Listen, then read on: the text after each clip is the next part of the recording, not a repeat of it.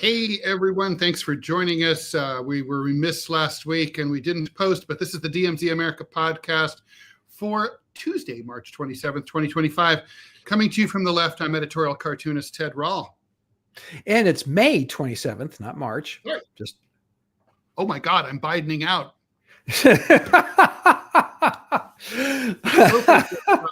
That's Scott Stantis coming to you from the right over there. Hey, everybody. So we are here to talk. This is the We Told You So edition of the DMZ America Podcast. Maybe not the first, maybe not the last. Certainly not the last. Jake Tapper's book, Original Sin, about the Biden cover-up of his physical and particularly his mental decline over the years, is out. I've read the entire thing.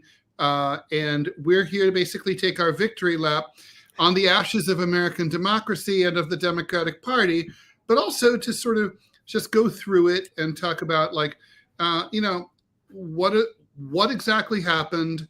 Is there a way for the Democrats to come back from this? Nope. How do we move forward as an electoral democracy? How big of a scandal is all this? It's a big deal. I mean, Scott, this book paints a picture that's even worse than we thought. And you and I have been on top of this from the very beginning. When Joe Biden started running in late 2019, and it should be pointed out that his candidacy was really a disaster. When he came out of the gate in the early primaries, Iowa, New Hampshire, and Nevada, he placed, I think, third or fourth in all of those. He was way behind other candidates like Pete Buttigieg. Bernie Sanders was on top of the heap in all of those until he hit the James Clyburn wall in South Carolina.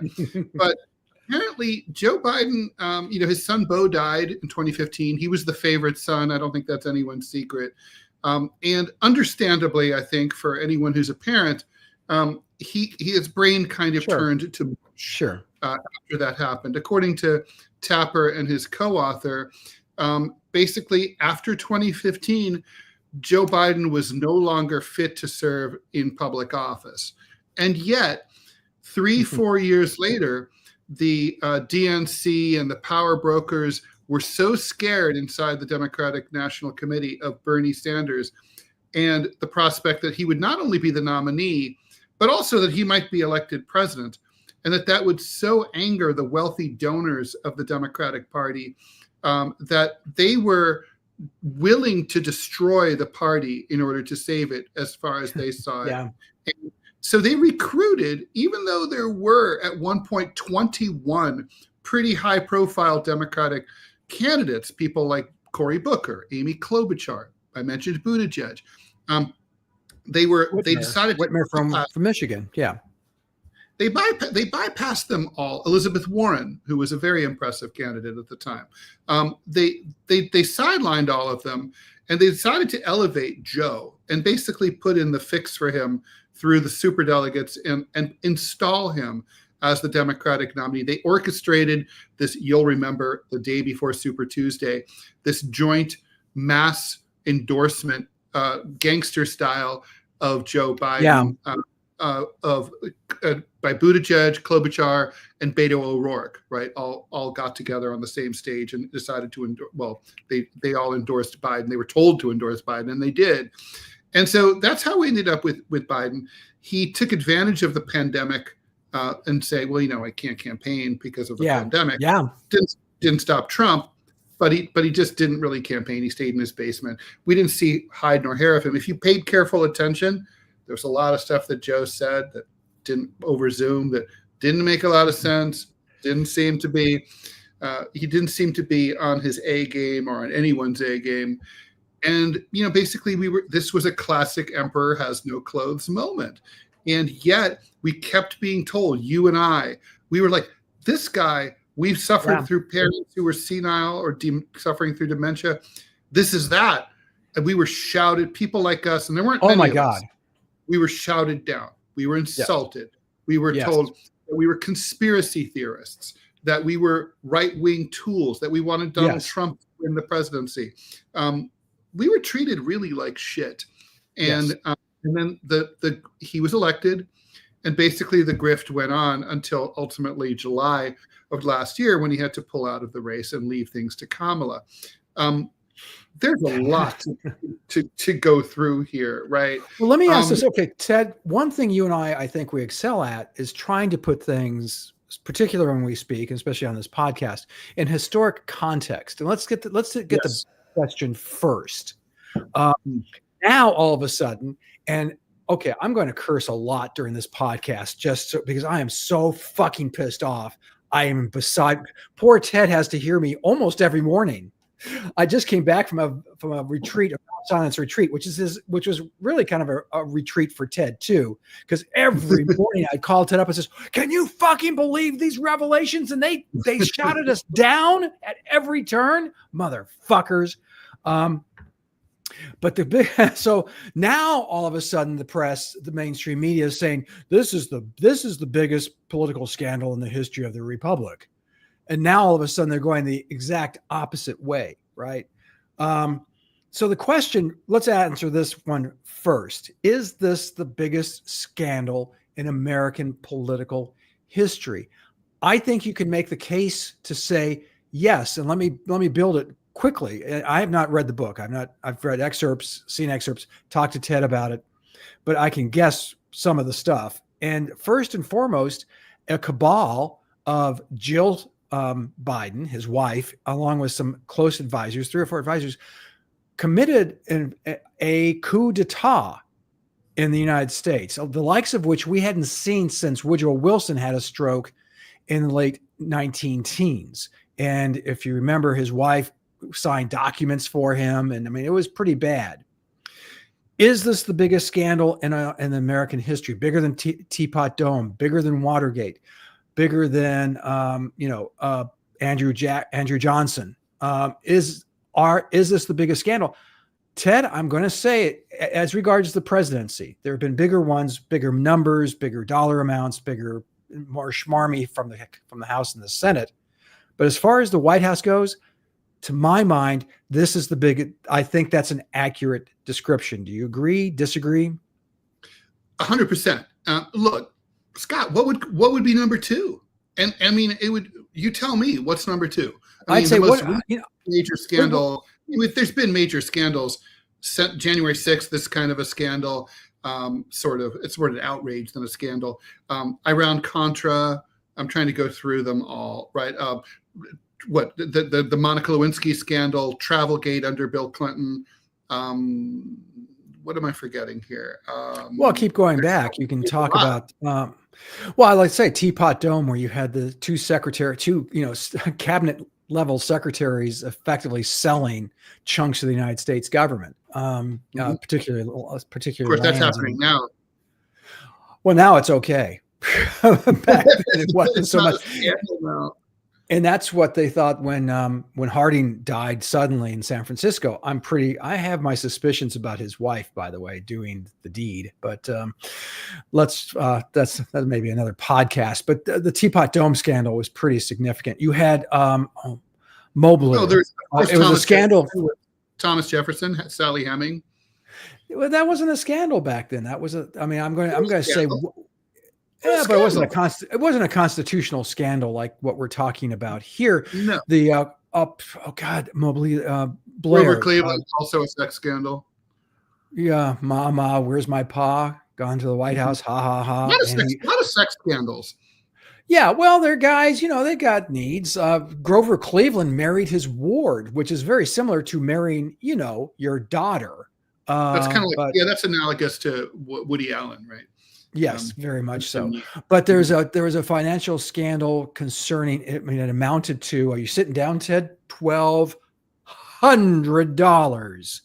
A scandal in the 1880s. It ensnared a lot of congressmen, including Speaker of the House Blair at the time, who was the Republican nominee, and concluded in the Great Kepler cartoon of the tattooed man with all these scandals attached to them, and they were very weak tea. None of them compared to the constitutional issue that the Biden scandal shows, and that there's no other word for it. It was a coup d'etat. I keep coming back to that word because this fits into that definition perfectly. It was the leader, the titular leader, shoved out of the way in favor of a shadow government, none of whom we elected. I mean, and Ted and I care about this stuff, and we don't know half these players. I mean, I hadn't heard of many of them. Had you? Right. No, these guys. I'm so glad you brought that up because, I mean, we've been asking the question for 4 years: who's really running the country, right? Yes. Now, I think we all assumed that it was a cabal of Obama-era hacks, including Obama himself, possibly as the eminence grise, like the man behind the curtain. But we also assumed Secretary of State Tony Blinken, possibly Defense Secretary Lloyd Austin. Yeah. Some people like that on Speaker Pelosi, also Majority Leader Schumer, then turned Minority Leader. Turns out they were all on the outside looking in as well. They really didn't have much to say about any of this.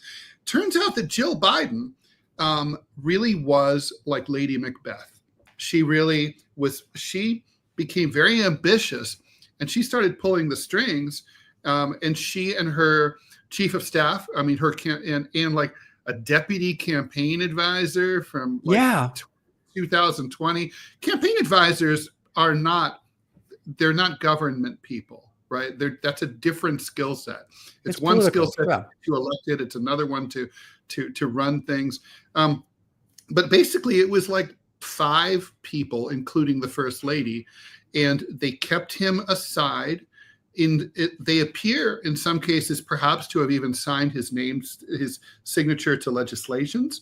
They issued executive orders. They set U.S. government policy. We are not really sure who decided to support Ukraine against Russia in the proxy war. That may or may not have been the president himself. It's like we're not really sure who really decided to double down on supporting Israel, even though Biden had a long history of supporting Israel. But going that deep in terms of supporting Israel in their war in Gaza, I mean, we really seriously don't know. I mean, so Scott, there's early on in 2021, relatively early on, not early on for you and me, because we saw it coming before 2021. You can look back on our old shows and we're talking about it. There are receipts, as they say. Yes, there is a paper trail.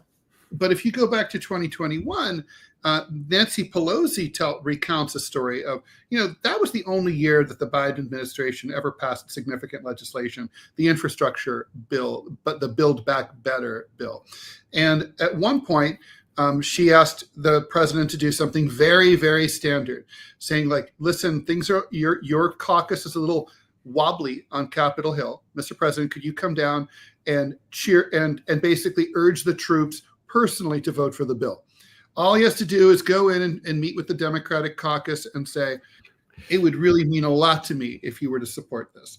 Presidents do this all the time. Sure. It's a standard thing. It's like Donald Trump just did it recently for the big, beautiful bill to get out of the House. And it passed. So it passed the House. So, okay. So Biden goes down there, basically meanders, tells a bunch of stories that are completely irrelevant, can't string two sentences together worth, to save his life. And then he forgets in the end to make the ask. He never talks about Build Back Better. So Pelosi's like, that's weird. Maybe he just forgot. So she schedules a few weeks later, a do-over. It's all in the book. Same thing happens again. He just, and this time she's like, Mr. President, you have to make the ask. We need, this is the important thing. Scott, other occasions. He's on a call. This is happening like as things are falling apart, like after the disastrous debate in June of 2024 against Trump. And he's trying to rally over Zoom. He's trying to rally his Democratic caucus. And at some point, someone in one of his allies on Capitol Hill texts one of Biden's staffers and says, and tells him he's sounding too downbeat and pessimistic. Tell him to be more upbeat and optimistic. And so someone slides Biden a card that says that. Biden thinks it's something he's supposed to read and reads it to the. And we know that he's on a number of occasions, for example, on the teleprompter, he's read things like next page, wait for applause, and other prompts like that. Yeah. Okay, so the thing is, you and I have a lot of colleagues who have given us a hard time about our. Yes. I wouldn't even say it's our stance, our assessment of Biden, right? It's not really a stance. The thing is, they kind of poo-pooed this, but communication, and Tapper's good about talking about this, is a very important part of being president of the United States. Oh, absolutely. Arguably, it's the most important part. Because even if you don't have any original ideas and you're not particularly intelligent, and other people are coming up with the ideas, someone has to communicate those ideas to the American people, and that person is you. And if you can't do that, you can't be president. You can't do the job. Ronald Reagan was the great communicator. It's like JFK was no doubt a great communicator. Bill Clinton could be a great communicator. If you're not a great communicator, you can't do this job. Yeah. And not just a communicator, but just have a grasp of what the hell is going on. And you and I, from the beginning, said, this guy, there's something wrong. Firstly, let's rewind. Let's take the Wayback Machine back to 2021.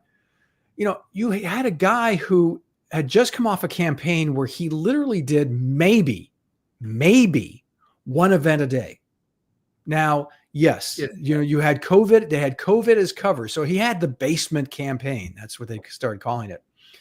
But the fact is, he was not doing anything other than those events. You and I are conversant enough with nor as president, by the way, according to the Tapper book.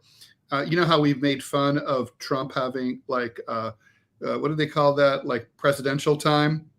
Yeah. Biden had a lot more of that. So he would have POTUS time, relaxation time. Basically, he was, first of all, only president from 10 o'clock in the morning to 4 o'clock in the afternoon, period. But even during that time, he was rarely actually available. One of the reasons he was so bad at the debate is he never once attended a debate prep session. Isn't that amazing? He slept through them all. Amazing. That's amazing. Yeah. I mean, the he's stakes are awfully. He's like a college kid smoking too much weed who just sleeps through the exam. It was mind-boggling. I'm not shocked by any of these revelations, by the way. I know you're not, Ted. I mean, it's gratifying isn't the right word, but it is affirming that, because we saw what we saw and we heard what we heard. And when our friend reading us the bullshit line, oh, he has a stutter. Well, that's not a stutter. Being a total and complete imbecile. There was no stutter. In fact, Biden was angry when people said that it was a stutter. He's like, I got rid of my stutter years ago when I was a kid.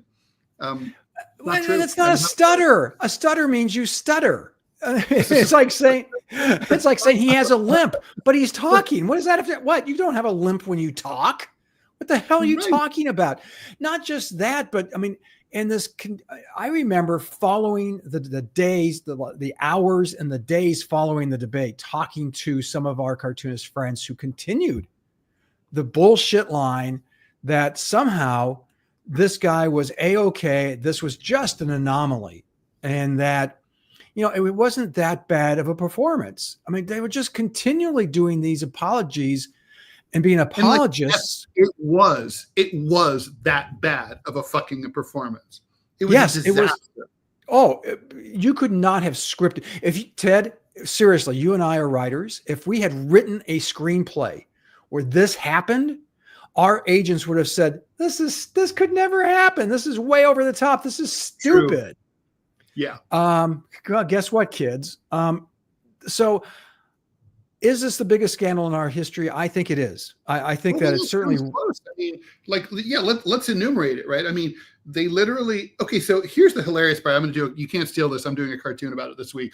But basically, just think about like how, and rightly so, how outraged Democrats have been about January 6th, 2021, and rightfully so. I think some right-wing Republicans, it basically attempted a half-assed coup d'etat to keep Donald Trump in office. Okay, that's pretty bad. And they broke a bunch of windows and broke some shit, and I guess, desecrated Nancy Pelosi's desk. Bad stuff. Oh, and a Capitol Hill police officer ended up dead the next day from a heart attack. That's bad. It's bad.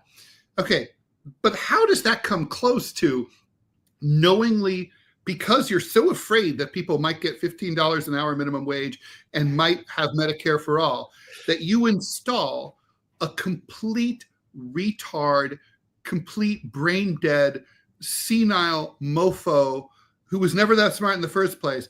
You run him for office. You lie to everyone. You chop off everyone's head who says that, points out that there might be an issue here.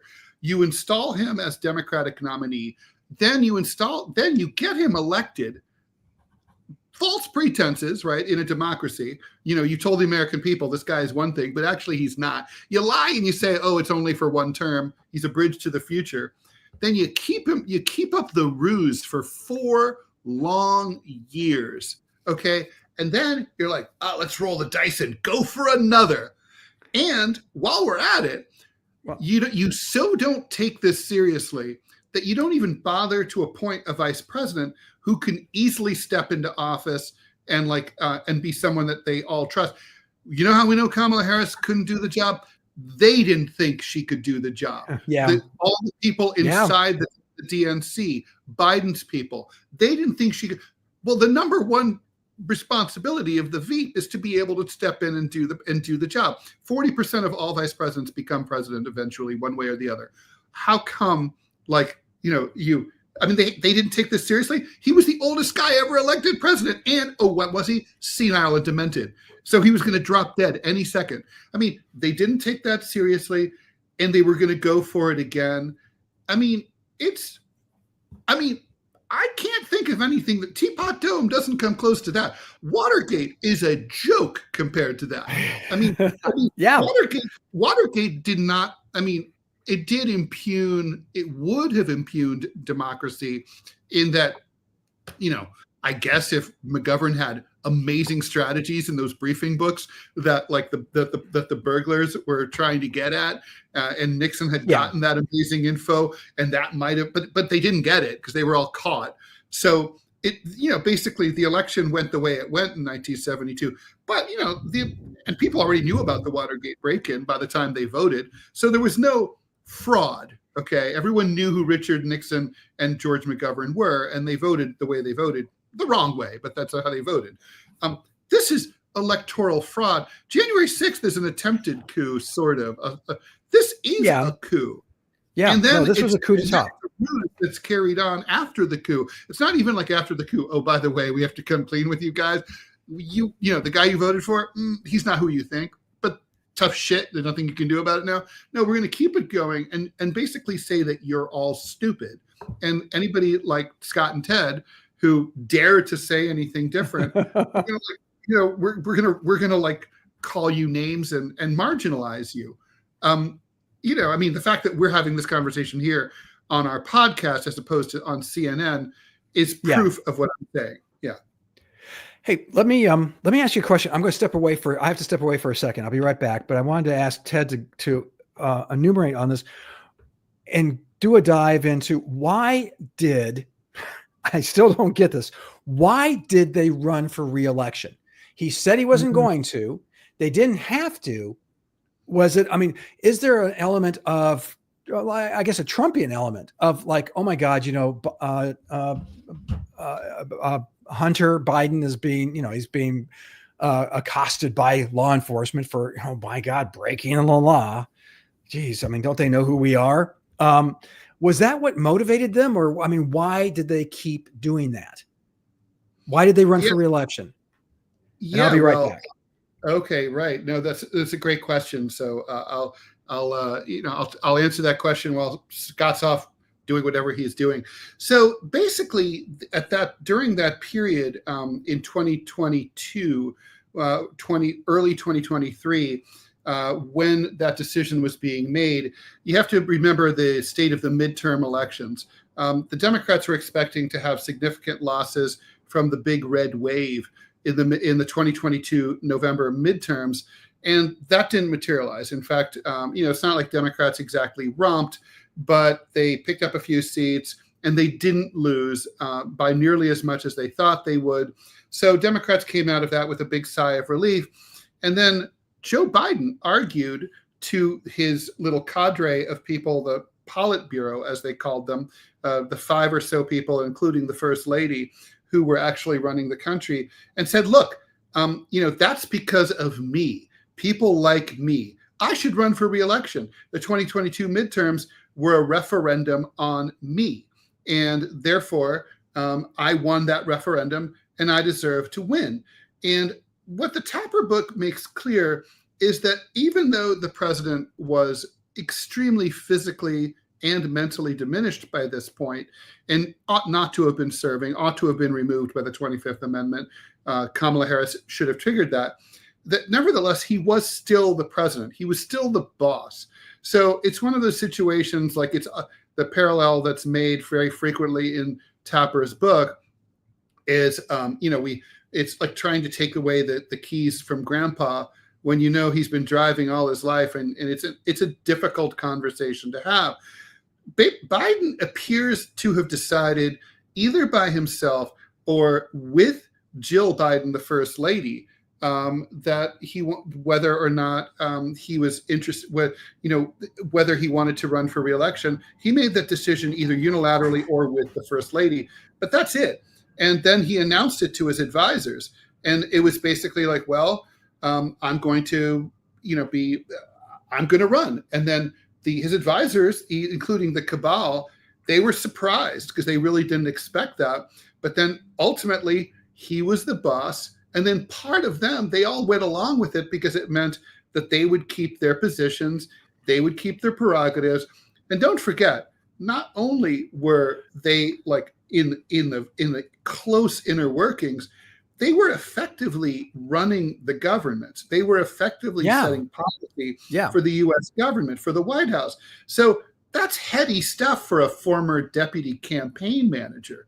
Or even for a chief of staff who was also part of this conspiracy. I don't think it's too much to call it a conspiracy. Basically, it was like he's the boss, and we'll go along with it. It was very, very self-serving. Decision, according to the book, this decision was made by Joe Biden? Apparently so, yeah. It was him and Lady Macbeth, Jill. Yeah. And nobody said, Mr. President, you did promise in 2020 that this would be a one-term presidency. Well, apparently there was a lot of talk about that internally. In front of him? But no. For the most part, nobody could get in to talk to him. Even like people like Nancy Pelosi were having a hard time getting the president's ear. It's like when everything started to fall apart, there's a 3-week period between the collapsed, the disastrous debate in June and the withdrawal in July of last year. During that period, for example, and it's very telling, they called around all of the Democratic House members, and they said, Joe, what they're saying about Joe isn't right, that he's not senile. Can you please tell the media, call a press conference and attest, give a recommendation, give him a 5.0 rating on Yelp, and say, actually, I know better. One by one, every member of all the House Democrats said, I'm afraid I can't do that. I haven't seen the president in years. Nobody will let me talk to him or see him. Wow.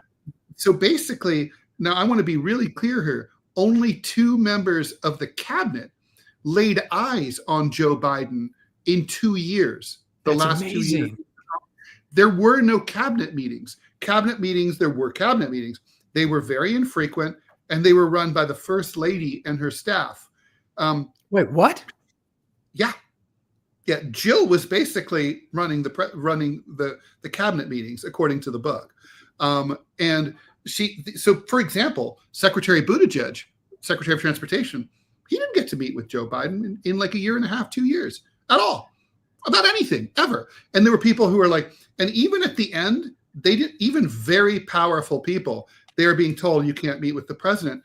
Chuck Schumer, right? The senior Democrat in the U.S. Senate, at the very end, he was like, I need to meet with the president. And they were like, we don't know. We'll see what we can do. And he said, if you don't give me this meeting, I'm going to make this request in public and you'll have to give it to me. And they were like, okay. And then they made him drive from New York, where he was at the time, down to Rehoboth, Delaware, to meet with him at his house, where he was shocked at what he saw. Everybody the word shocked is like just keeps coming up over and over. You know, if there's like one of those like word trees, like shocked would be the biggest, would be the trunk of that tree, because we would not. You would not have been shocked. I would not have. Well, I guess we would have been shocked at how bad it was. We knew it was bad. Yeah, we saw him at his best. Yeah. Well, and that's a point that you made. Not good. In fact, when we were watching the debate, you said this is the best he's going to look. And he may have been on some kind of stimulant. That is addressed. You had raised this, afterwards. And we always talked about like look at how he did in the State of the Union, pretty well. But this book also confirms something that you and I have said all along. Joe Biden can, and probably still can, he can read. He can read a speech. He can read from a teleprompter, but that's it. He can't think extemporaneously. He can't answer questions. He didn't recognize George Clooney. He was introduced in the last 3-4 years of this president, throughout the presidency, to people whom he had known for years and had worked closely with. He was friends with George Clooney, and no one had gotten more money for him than George Clooney. He was friends with him for 20 years. And also, he's George Clooney. George Clooney walks into the room. Joe Biden's like, oh, it's nice to see you. And his handler's like, Joe, that's George. You know George. He's like, oh, nice to meet you, George. Oh, and he doesn't know. Oh, dear Lord. And that's why George Clooney decided to write that piece in the New York Times, because he's just like, this is ridiculous. It's like, it's bad for the country and it's bad for the Democratic Party. And we can't continue this charade. I want to follow through on that comment, because you touched on it when you were introducing the podcast, is can the Democratic Party come back? The Democratic Party is in terrible shape right now. 26% approval rating, lowest in the history of polling, because in the younger voters, they fucked over Bernie twice. They lied to the American people. They lied to the party. 10 million fewer Democrats voted in 2024 than voted in 2020. So that tells you how the Democrats felt about, Kamala / Biden / Jill's little cabal there. They sat on their hands. And that's one of the assumptions, by the way, that kept happening in the campaign. Internally, they had hired 3 pollsters to do internals. The 3 pollsters were never allowed to meet with President Biden one time until after the debate. They had known at one point that by the time the debate happened, before the debate, they had assessed that he only had a 1% chance of beating Donald Trump. And so, obviously he was going to lose. They knew this was coming. They kept saying, well, don't worry. All these Democrats, all the progressives who are either won't vote for Joe because they think he's too old, and there were a lot of non-progressives who felt the same way, but I won't vote for Trump either. I'll just sit on my hands. And were angry about Gaza. They just were like, well, they'll have to come back. There was no data to support that whatsoever, according to the pollsters. The pollsters said, we don't see that at all. We don't think that's going to happen. You guys are making that shit up. And that's what they kept telling. And then you remember Joe kept saying, my polls show that I'm doing really well. I'm going to Yeah. win. They kept lying to him about his polls. Oh, they literally like out and out, flat out lied. The cabal kept lying. Mm-hmm. So let's take this opportunity to plug your new book, What's Left. And it kind of sets out a roadmap for the Democratic Party going forward, a progressive roadmap. Well, for the left, not for the Democratic Party. Okay. Well, that's how it expresses itself politically in this country. So I just had this discussion with someone else. So don't conflate the conservatives with the Republican Party. I go, yeah, you can, because there is no conservative party. But anyway, that's a different discussion for a different. Yeah, regardless. But your book, okay, so your book lays out this roadmap. I'm looking at this from a purely practical. See, you and I both know. I mean, this old chestnut. Trust takes 1 million years to build and a nanosecond to destroy. They've destroyed. Their people are standing there. I mean, and there are Goombas in our profession who are standing there going, we couldn't, I guess maybe this happened, but how could we have known? And, I'm just like, and by the way, I want to say it very clearly. Where's our fucking apology, people? By the way, Ted and I deserve a big fat, we're sorry, you were right. Okay. Sorry, I'm back. Yeah. So okay. All of this being said, Democratic Party, terrible polling, younger voters. I think most thinking Democrats are feeling completely and thoroughly fucked over by what the Biden cabal did to them and to the party and to the election. What's happening now in America is their fault. I don't think anyone can question this anymore. The rise and the re-election of Donald Trump is their fault. And so the next 4 years is their fault. Can the Democrats, how do you run against something that is your fault? And I want to, in their defense, Democrats will, it's sort of like, look, if I walk down the street naked in a dangerous neighborhood counting $100 bills, okay, it's technically the fault of the person who attacks me. It's the mugging but I'm also stupid. And I have it, so I can't be surprised, right? So the fault is split up. Obviously Trump and the Republicans are first and foremost responsible for whatever they do or don't do. But that said, see, where Democrats have fucked up here is they've destroyed their brand. So the Democrats are not very good at building a brand. But the one thing that they had succeeded in doing since Trump came down the escalator in 2015 is framing themselves as the truth-telling party. We tell the truth when the Republicans lie. We tell the truth. The Republicans refuse to follow science. We follow the scientific method no matter where it leads. Now, obviously, we can, we know what happens like with, COVID and stuff like that. There was stuff that wasn't quite, they didn't really follow the science all the time. But the point is, they've really destroyed their brand here. You said you're always going to be truthful and honest. Well, you've been lying to us like the day is long. Day after day, hour after hour. You've been, showing us a pile of shit and telling us that it's a cherry pie. And so now it's kind of like the Republican Party never promised to be truthful. That wasn't their brand. The Republican Party is about strength and nationalism. That's their current brand. And they haven't fucked up their brand. They probably will, but right now they haven't. So the Democrats keep thinking, I think, obviously they've been told by some PR, crisis management team, look forward is the appropriate thing to say in a situation like this. I respectfully disagree. Or disrespectfully disagree. I think what we're talking about here is we got to handle this the way Tylenol handled the tampering case. That wasn't even their fault, right? No. Tylenol didn't fuck up. Some maniac was poisoning Tylenol. And so, but they decided we're going to have complete transparency. We're going to keep you completely up to date. And we're going to tell you what we're doing about it.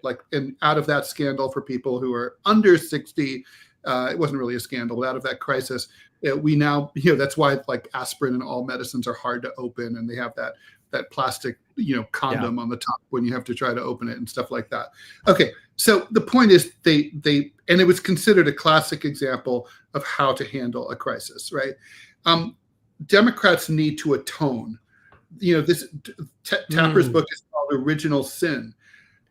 What is, I looked up and I sent you my column this week. I don't know if you had a chance to write it. Yeah, I have. I did. But in it, I defined what is an original sin? An original sin is something that's built into a system or whatever that kind of sets the stage for inevitable problems to come later on, right? Frederick Douglass said that slavery was the original sin of America. And what it meant was not only that it was immoral, but also that it was going to fuck up the country later on. And, he said this before the Civil War. So the point is that it did fuck up the country. We're still in slavery. And I think similarly, I don't know, I would say maybe celibacy is one of the original sins of the Catholic Church. We could get into all sorts of things like that. So the original sin of the Biden scam here is that they thought they could just misrepresent themselves to the American people, and that basically it wouldn't matter. Basically, the results are all that would matter. And look, if that had worked, if they'd pulled it off, we wouldn't be having this conversation, and they wouldn't have gotten caught, and they would have gotten away with it. But they did get caught. And when you lie and you get caught, you have to come out of your hidey hole, come with your arms up.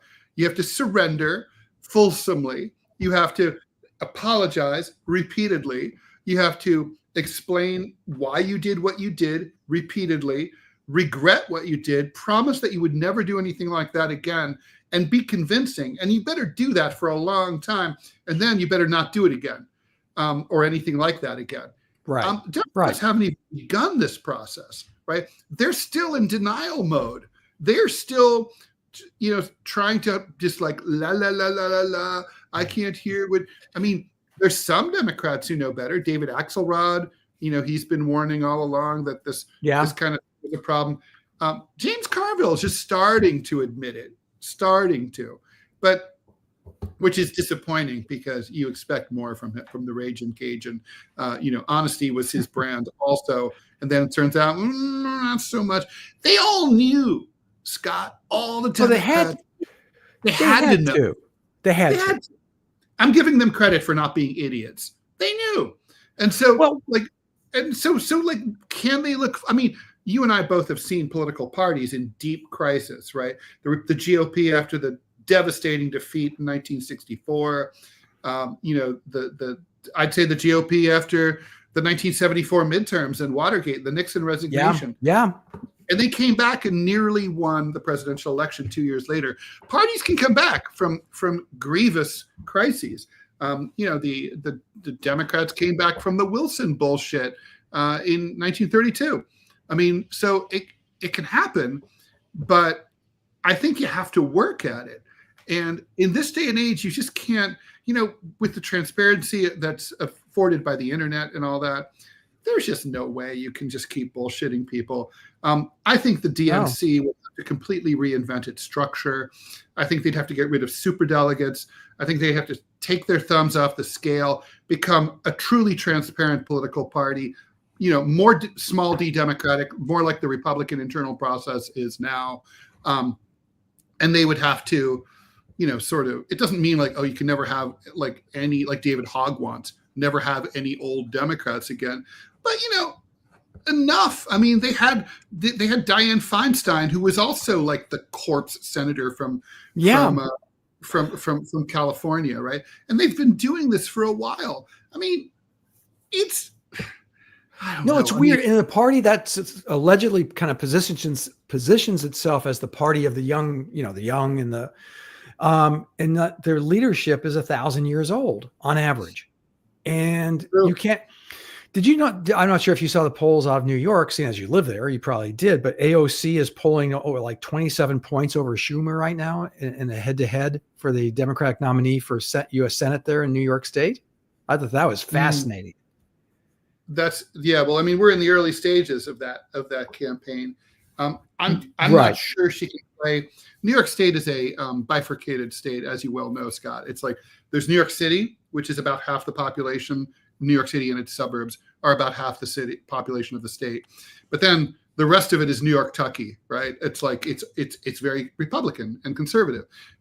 So once you get up to Schenectady, Rochester, Buffalo, and all that, it's a whole different state.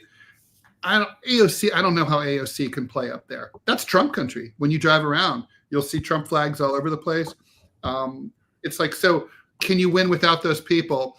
Yes, but you have to carry New York and its suburbs overwhelmingly. You can't get them by 50%. You need 70. I don't know. I mean, she's definitely not an idiot, and she's an impressive campaigner. But I think my gut feeling is that she's too young and too visibly wet behind the ears to be a U.S. senator from New York. That's always been a job that has gone to impressive people. Yeah, but Schumer, I'm sorry, is Schumer definitely running for re-election? If he does, I don't know, because he's so old. Yeah, I know. That's the whole Democratic leadership is a bazillion years old. Well, even look, hand it to Nancy Pelosi, and this is in the book too. She stepped aside when she was like 82, as she's still in Congress, but she's not. She stepped aside from being speaker. She's like Speaker Emeritus or whatever. Yeah. But she said that like after she did that, and she wanted to tell Joe that she got so many thank yous from inside the party. Thank you so much for your service, but you did the right thing. We really appreciate you doing that. And she just thought like it can be very gratifying to have a graceful exit as opposed to a graceless exit. Like Joe Biden basically got tossed out like a gunny sack full of filthy laundry. It's they are old. I mean, I don't know. Schumer thing could go either way. I don't know what he'll decide to do, but I don't know if AOC is the lady. She might be. I'm not sure. I think I know this is weird coming from someone who's of the right, but she's always impressed me. And I know that not her policies, but her persona, the fact that as soon as she was elected, she became a lightning rod for Fox News to attack. And I've always been to her benefit. But listen, could you handle that? I'm not sure I could take that. I've never been attacked by Fox News, Scott. No, I know. Well, so have I, but you in particular, but never like at the level or the volume that AOC has had to endure. And no, yes, there's a reward for the endurance, right? I mean, she gets some pretty nice swag at the end. Excuse me, at the end of it. I think she's an impressive person. I really do. I agree. So what happens next? So we really haven't touched on. So I think you're right. I think the Democratic Party has to go and be like apologetic. It has to be, every appearance has to be on their knees saying, listen, we screwed up. They do have some cover from what I'm understanding, right, Ted? That they can say, we didn't know, we didn't have access to him. We had inklings, we saw him, but we didn't know just how bad it was. More questions. We should have demanded answers. We shouldn't have just assumed that like the leadership knew what they were doing. This serves as a reminder that we need to question our own people even more vigorously than we question the Republicans. I mean, that would be where I would start with all that. But also, I got to say, most of the people behind this shit are still in power, and that's a problem. There needs to be a purge. I mean, the entire DNC, they've got to go. But every last one of them. But what you're talking about, getting rid of the superdelegates, doing all that, harkens back to what happened in 1972. And I know you don't mind this, but the Democratic Party certainly would. That was because there's so much furor over Hubert Humphrey getting the nomination in 1968, especially after Eugene McCarthy won most of the primaries after President Johnson dropped out. And then the DNC, the leadership, turns around and hands it to Hubert Humphrey, hands it to the vice president. Any of this sounding familiar, folks? So in 1972, they had dropped all the rules and all the governors to keep this from happening again. And the party ended up nominating George McGovern to catastrophic results. I don't know that they want that. Is there another God, my voice. Sorry about that, folks. Don't Is there worry. another Bernie out there? No. They are the Democratic Party has carefully expunged and excised its progressives.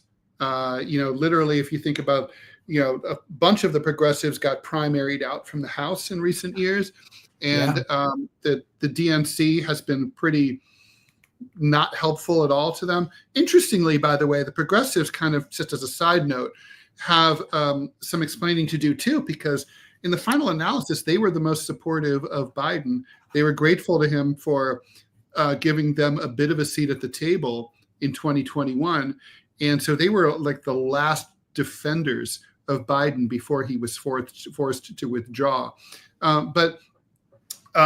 No, there's not another Bernie Sanders. I mean, Bernie Sanders was a quantum singularity. The closest you can come to is Elizabeth Warren. She must be 74 now.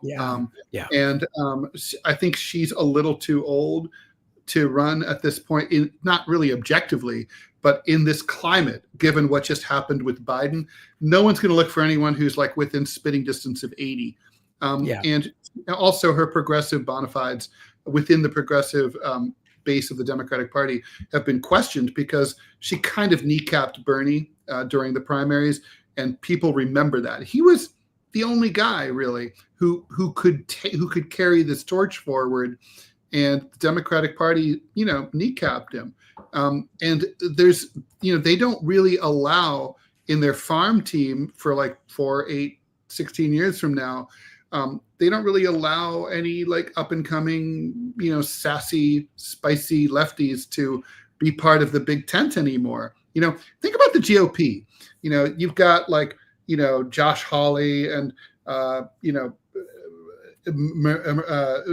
Boebert and, MTG, all these people who are, really to the right of mainstream Republicans, but they have seats, in the House, and they're allowed to participate. They're out there. And there's some pretty right-wing senators too.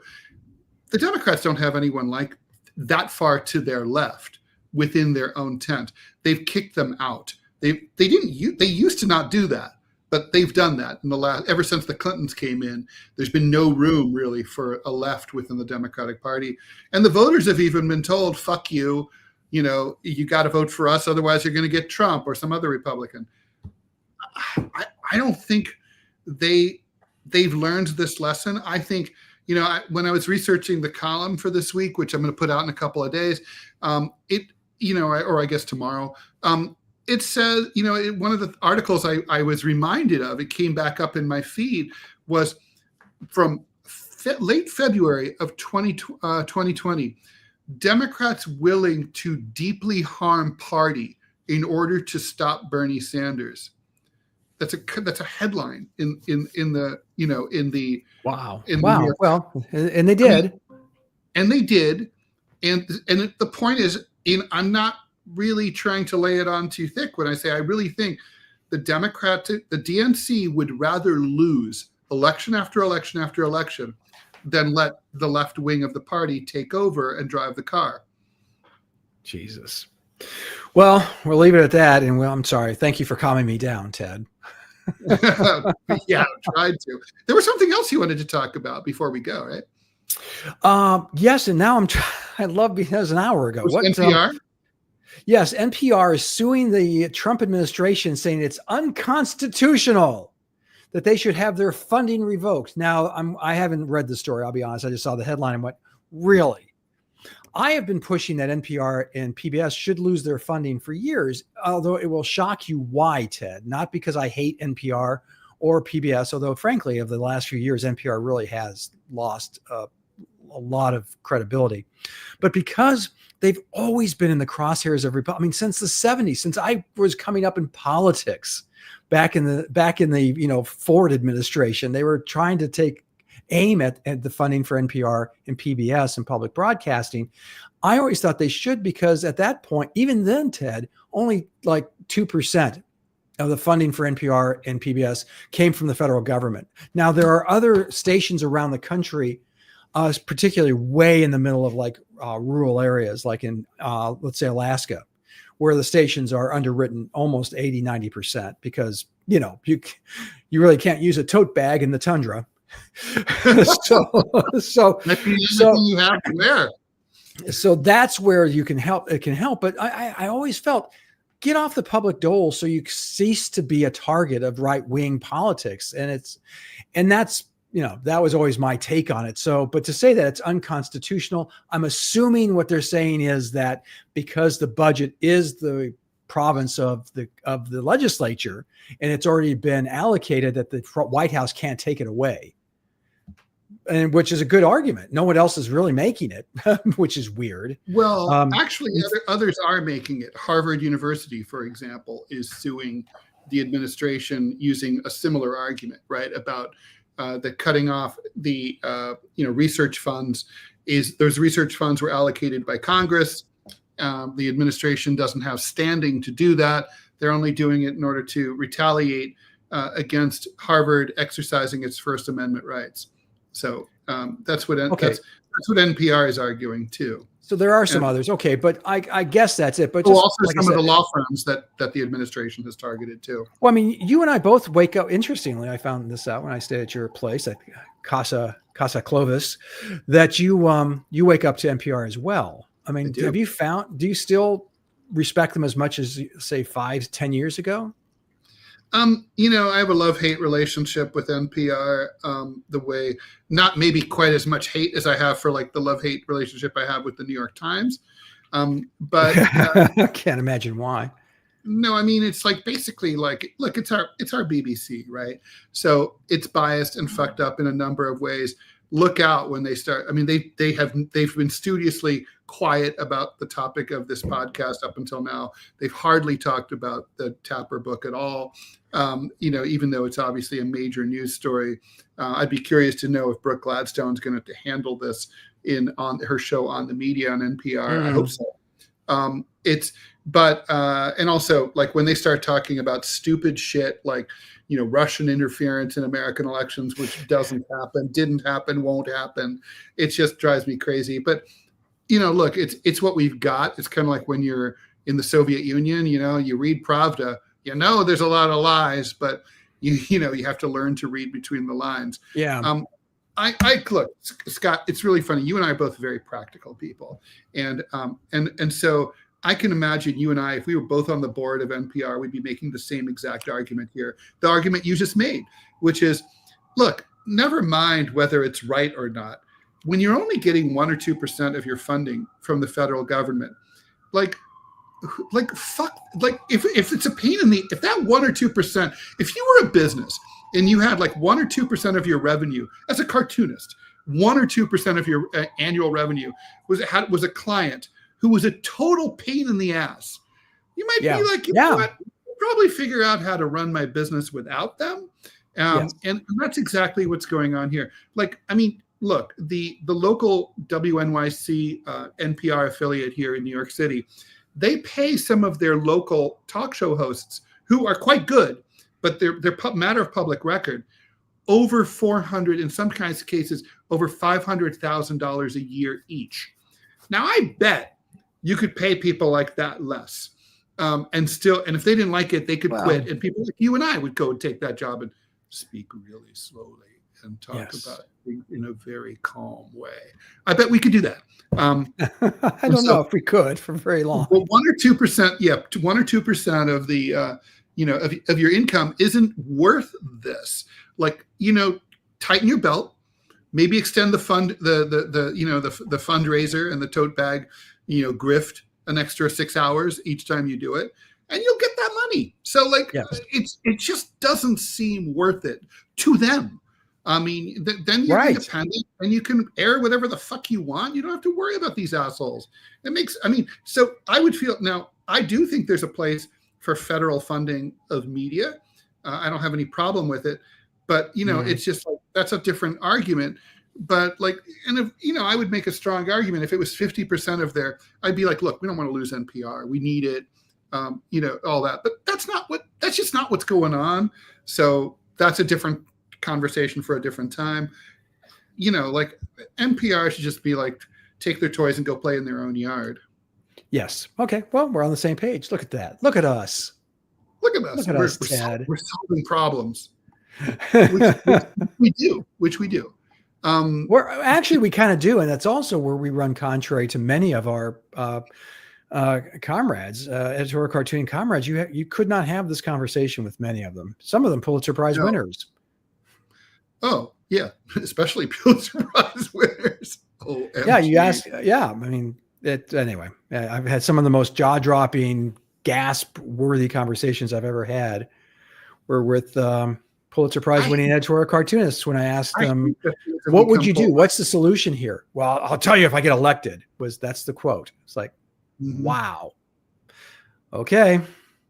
Yeah, no, I agree with you that if you're going to comment on politics, whether you're a cartoonist or a writer or something else, podcaster, whatever, you should actually be able to propose you should have a solution to most, if not all, of the things that you're talking about. Like you should be able to say, like, I should be able to say, like, well, what would you do about the Middle East? And that's hard, but you should have an answer for that. And if you don't, I don't really know why we're listening to you. Right. And so when it comes to budgeting, when it comes to what would you fund, let's go with NPR and PBS. Oh, you can't cut funding there. Really? Why not? Because it's bad doing. And I do think, I do think Trump is being a complete dick to target NPR and PBS. At the same time, he's trying to increase the bloated defense budget. Not just that. Voice of America. What's her name? The nut. God, you got to be more specific. Who's running the Voice of America now? Is now running OAN as their programming. Oh yeah. What is her name? Voice of America is off the air. Oh, Lake. No. I thought she kept it going, but she's like, late, she's running. They're running OAN. From Arizona. Was she a weather lady or something, or a local? She was a news anchor. She was a news reader. Yeah. That's where real journalism comes from. Somehow I like it better than the weather lady. I think the weather lady would be nice. It would be. And over here we have some. Have you ever watched them do that? You must have seen that in studio. Like, of course, in front of the green screen. Yeah, I couldn't do it. It's like magic. They're literally like, they don't see like the high and the low weather systems at all. They're just sort of like, and then a cold weather system moving down from the Canadian Rockies down through the Midwest, and it's just like, but they don't see it. It's like, whoa. I mean, I know. What they do now, they turn the monitor so that they can see what they're pointing at, so they can say over here around Wisconsin. But have you seen the apparatus they're wearing is hilarious. If next time you're in studio, because they also have because they've eviscerated the staffs at these television stations. So you'll notice that the weather person has to click and move the slides and move things in and out and whatever. And they've got this contraption that's the size of get 3 old iPods and tape them together. It's about that size. And it's like strapped to their leg. It's hilarious. It's the weirdest thing. But you're right. It's weird to watch it in studio. If you're just walking in, you see someone just like making hand gestures at a blank wall. So strange. So strange. So Ted, where can we see all things Ted Rallian? We're about to go into that crawl, but for those who are listening, we are going to do that. So best thing to do right now for me, if you're interested, is my book, What's Left. It's new. You can get it on Amazon or on my website if you want an autographed copy for you or for a friend. Just go to rall.com/books. And also my last book, 2024, and all my books are there. You can also just go to rall.com, gocomics.com/Ted Rall. You can listen to Scott and I on Center Clip, short little mini micro podcasts. Have you been posting very often? I've been, sometimes I forget to post, but then I'll do we're supposed to do several a week, and I do at least 2 a week, I think. You're supposed to do 1 a day. If you want to be fully vested. Yeah, that's true. Oh, I want to be fully vested. Oh, okay. All right. I'll remind myself. It's not like it's hard. It's just hard to remember sometimes because there's so much to do. Yeah. Sometimes I post at 10 o'clock at night. Just go to gocomics.com, check out Scott Stantis, and go to gocomics.com and check out my political comic strip, Prickly City. You can also go to the Chicago Tribune and check out the cartoons I draw for them. And that about covers it. And also Michael Smirkonish, who has a Sirius XM, and he's also got a show on CNN, and he runs original editorial cartoons, which is very nice of him. I'm one of three others rather. And so you can go there. There you go. Now we all know everything about each other. Awesome. All right, Scott, always a pleasure. We will be back we'll be back next week, I would imagine, if not sooner. So thank you everyone for tuning in. As usual, I turn over the vocal festivities to Mr. Scott Stantis. Oh, with the frog in my throat, I have to do something really turn around. Every now and then I fall apart. I need you more than ever. A total eclipse of the heart.